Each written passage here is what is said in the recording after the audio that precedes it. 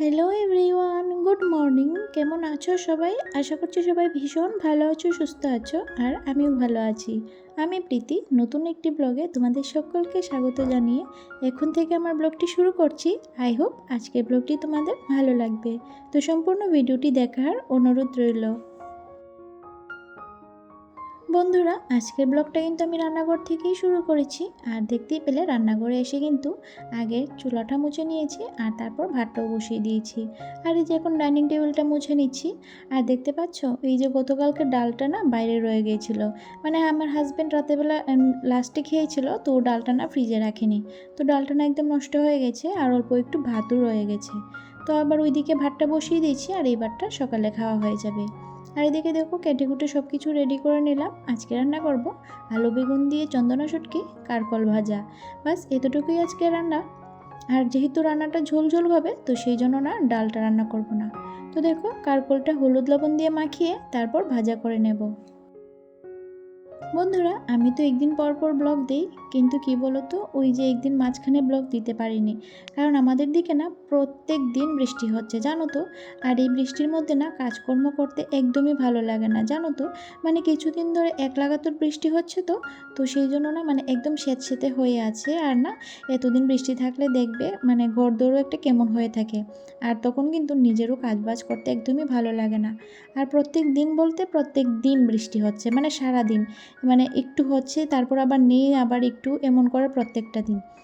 আর সেই জন্য না কাজবাজ করার কোনো তাল নেই, মানে কোনো এনার্জি পাচ্ছি না, মানে যখন যেটা পাচ্ছি তখনই সেটা করছি। তো যাই হোক, সেই জন্য আর ব্লগ দিতে পারিনি মাঝখানে একদিন। তো আজকে আবার ব্লগটা তোমাদের সঙ্গে শেয়ার করছি। তো তোমাদের কেমন লাগছে অবশ্যই কমেন্ট করে জানিও। আর এই যে দেখতে পেলে ওই যে লাল লঙ্কার গুঁড়োটা মানে ফুরিয়ে গিয়েছিলো, তারপর না কৌটোটা ধুয়ে দিয়েছিলাম। তো আমি না সবসময় যে মানে মশলাটা মানে ফুরিয়ে যায় তখন না সঙ্গে সঙ্গে ধুয়ে দিই। তাহলে কি হয় বলো তো, মানে ওই যে ডিপ ক্লিন করার সময় যে মশলার কৌটোপাতি এগুলি আমার মানে না ধুলেও চলে। মানে যখন যে মশলাটা ফুরিয়ে যায় তখন আমি সেটা ধুয়ে রেখে দিই। তারপর আবার কৌটোটা শুকিয়ে গেলে আবার মশলাটা ভরে রাখি। তো দেখতেই পেলে লবণটাও ফুরিয়ে গিয়েছিল, আর লবণটা না ওই যে বৃষ্টি তো জল জল হয়েছিল, মানে লবণের বাটিটার মধ্যে, যেটার মধ্যে ডাইনিং টেবিলে করে মানে লবণটা রাখি। তো সেটাও একটু ধুয়ে আবার লবণটা একটু রেখে দিলাম।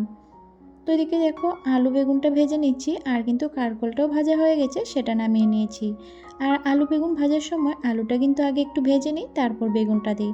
তাহলে কি হয় বলো তো, ওই যে ব্যালেন্সটা থাকে, না হলে তো বেগুনটা সেদ্ধ হতে বেশিক্ষণ সময় লাগে না, আর বেগুনটা না একদম গলে যায় যখন আলু আর বেগুন একসঙ্গে দেওয়া হয়।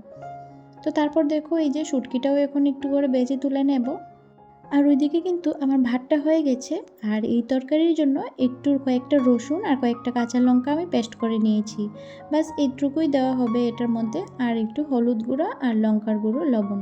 বাস এই শুটকিটার মধ্যে এটাই লাগে। আর এই যে এবার শুটকিটাও ভেজে তুলে নিয়েছি, আর এই যে কয়েকটা রসুন থেতো করে দিয়ে দিলাম। এটা ফোড়ন বলতে পারো, মানে এটা দিলে ফ্লেভারটা ভালো আসে। তো তারপর এই যে আবার কিছু রসুন আর লঙ্কার পেস্টটা দিয়ে দিয়েছি, আর এই যে এখানে হলুদ গুঁড়া আর মরিচের গুঁড়া আর লবণ দিয়ে মশলাটা ভালো করে কষিয়ে নেব। আর তারপর আলু বেগুনটা দিয়ে দেব। তো এইভাবেই রান্নাটা করে নিচ্ছি। তো তোমরা দেখতে থাকো।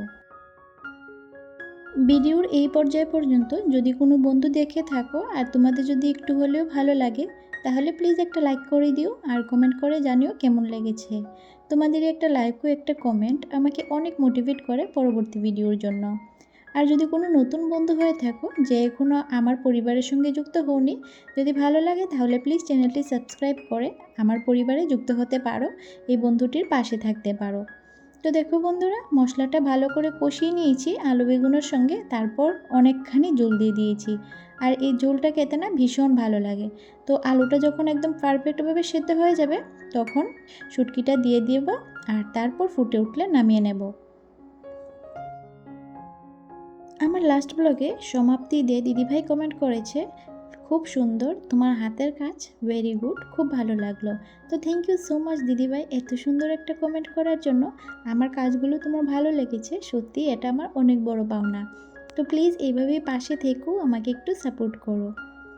তো দেখো বন্ধুরা, তরকারিটা নামিয়ে নিয়েছি, আর রান্নাঘরের যাবতীয় কাজ কিন্তু সেরে তারপর চলে এলাম বেডরুমে। আর এই যে বেডরুমের এখন গুছানো কাজগুলি করে নেব। আর লিভিং রুমটা না আগেই গুছিয়ে নিয়েছি। রান্নাঘরে যাওয়ার আগেই লিভিং রুমের যে গোছানোর কাজগুলি ওইগুলি করে নিয়েছি। আর বিছানাটা গুছাতে পারিনি কেন বলো তো, ওই আমার ছেলে না এসে আবার ঘুমাচ্ছিল, তো সেই জন্য। তো এখন বিছানাটা সুন্দর করে গুছিয়ে নেব, আর তারপর যে কাজগুলি বাকি আছে ওইগুলি করে নেব। সকাল সকাল না ক্যামেরাটা হাতে নিয়ে কাজ করতে মন চাইছিল না, তো সেই জন্য না সকালের কাজগুলি আর মানে ক্যামেরাবন্দি করতে পারিনি। তো যাই হোক, এই যে এখন থেকে কাজ বাজ আবার শুরু করে দিয়েছি। আসলে কি বলো তো, সবসময় যদি একটু বুদ্ধি খাটিয়ে কাজ করা যায় তাহলে কিন্তু আমাদের অনেকটা সময়ই বেঁচে যায়। তো ঘুম থেকে উঠেই আগে কিন্তু অ্যাক্টিভলি মাইন্ড নিয়ে, ফ্রেশ মাইন্ড নিয়ে তারপর কাজগুলি একটু প্ল্যান করে নিই, তারপর কাজে লেগে যাই। তো সকালবেলা লিভিং রুমটা গুছিয়ে তারপর কিন্তু চলে গিয়েছিলাম রান্নাঘরে। আর ডাস্টিংয়ের কাজগুলি করিনি, কারণ কি বলো তো, ওই যে সকাল সকাল বৃষ্টি ছিল, আর ভাবলাম যদি আবার কারেন্ট চলে যায়, তো সেই জন্য আগে রান্নাবান্নাটা সেরে নিই। তো এইভাবেই কিন্তু প্রত্যেক দিনে প্ল্যান করে কাজবাজ করি, মানে যেদিন যেরকম থাকে সেই দিন সেই রকম। আর আজকে কাজবাজ কিন্তু বেশি ছিলও না, মানে ঘরটা মোটামুটি গোছানোই ছিল, তো সেই জন্য না আজকে তো মানে কাজবাজ বেশি একটা করতে হয়নি। আর প্রত্যেক দিন তো একই কাজ করি, তো তোমাদের সঙ্গে সব দিন কিন্তু এক কাজ শেয়ার করতে ভালো লাগে না, তো সেই জন্য একটু চেঞ্জ করে করার মানে চেষ্টা করছি। তো ডাস্টিংটা করে নিয়ে তারপর ঘরটা ঝাড়ু দিয়ে দেব, আর তারপর ঘরটা মুছে স্নান টান সারবো। আর আজকে কোনো কিছু কাচার নেই, কারণ গতকালকে মোটামুটি অনেকগুলি কাপড় চোপড় কেচে দিয়েছি। বৃষ্টি হলে কি হবে, রোজ দিনই কাচতে হয়, তো আজকে আর বেশি কিছু নেই, ওই রেগুলার কয়েকটা কাপড় চোপড় আছে ওইগুলি কাচবো। আর গতকাল যা কিছু কেচে দিয়েছিলাম, ওই যখন স্নান করে ছাদে মেলতে যাব তখন দেখবো যে শুকিয়েছে কিনা। যদি শুকিয়ে যায় তো ভালো, নিয়ে আসবো, আর না হলে ছাদেই থেকে যাবে। তো দেখো ঘরটাও ঝাড়ু দিয়ে নিচ্ছি, আর তারপর কিন্তু ঘরটা মুছে স্নান টান করতে যাব। আর বাইরে দেখতে পাচ্ছ মানে বারান্দাটা একদম কিন্তু অন্ধকার হয়ে আছে, আর আজকে কিন্তু আমি কোনো ফিল্টার ব্যবহার করিনি, কারণ ওই যে তোমাদেরকে ওয়েদারটা একটু দেখাবো বলে। তো প্রত্যেক দিনই এই সিস্টেম হচ্ছে, মানে এই অন্ধকার করছে, বৃষ্টি আছে, তারপর আবার মানে পরিষ্কার হয়ে যাচ্ছে, তো এই চলছে। তো তারপর দুপুরের পর আর ভিডিও কিছু করিনি। আর এই যে এখন সন্ধ্যা হয়ে গেছে, মানে সন্ধ্যা এখনও হয়নি, ওই বিকালবেলা।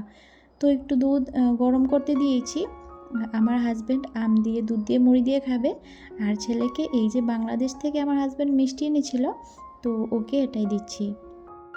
তো চলো বন্ধুরা, হাজব্যান্ডের জন্য টিফিনটা রেডি করতে করতে আমার লাস্ট ব্লগে যে সকল দিদি বোনেরা কমেন্ট করেছে তাদের নাম নেওয়া যাক। এস দিয়া, পার্সোনাল কুকিং, মনি খান, সিম্পল আস, মার্জিয়াস ওয়ার্ল্ড, পিঙ্কি সাহা, আজমিরা বেগম, শিবানী ডায়েরি, আর কমেন্ট করেছে দীপিকা অধিকার। তো থ্যাংক ইউ সো মাচ তোমাদের, তোমরা এত সুন্দর সুন্দর কমেন্ট করেছো। সত্যি তোমাদের কমেন্ট পড়ে আমি কিন্তু অনেক এনার্জি পাই কাজ করার। তো তোমরা প্লিজ এইভাবেই আমার পাশে থেকো, আমাকে একটু সাপোর্ট করো। তো তারপর দেখো বন্ধুরা, আমটা না ভালো করে আটি থেকে ছাড়িয়ে নিয়েছি, আর আমার হাজব্যান্ডকে এইভাবেই দিতে হয়। তো দেখো তারপর দুধটাও গরম হয়ে গেছে, দুধটা নিয়ে চলে এলাম এই ঘরে। তো আমার ছেলে এই যে আদা মিষ্টি খেয়ে আবার বাটিটা এনেছিল, তারপর বললাম যে পুরোটা শেষ করতে, তো শেষ করবে। আর এইখানে মুড়ি দিয়ে দিয়েছি, আর ওই যে ও শেষ করলো, তারপর এই যে আমিও একটু বাটিতে মুড়ি নিয়ে নিচ্ছি, এই বাটিটাতেই যেটাতে ও খেয়েছিল, এটা আমার জন্য নিয়ে নিচ্ছি, আর ওটা আমার হাজব্যান্ডকে দিয়ে দেবো। আর আজকের টিফিনটা না অনেকটাই তাড়াতাড়ি আমাদের হয়ে যাচ্ছে, মানে বাইরে কিন্তু এখনও অনেকটাই ফর্সা, দেখতেই পাচ্ছ জানালা দিয়ে। আর কাপড় চোপড় দেখতে পাচ্ছ চেয়ারে, খাওয়া দাওয়া করে ওইগুলোই ভাঁজ করব। তো চলো আজকের ভিডিওটা এখানেই শেষ করছি। যদি ভালো লাগে তাহলে প্লিজ একটা লাইক করে দিও। টাটা।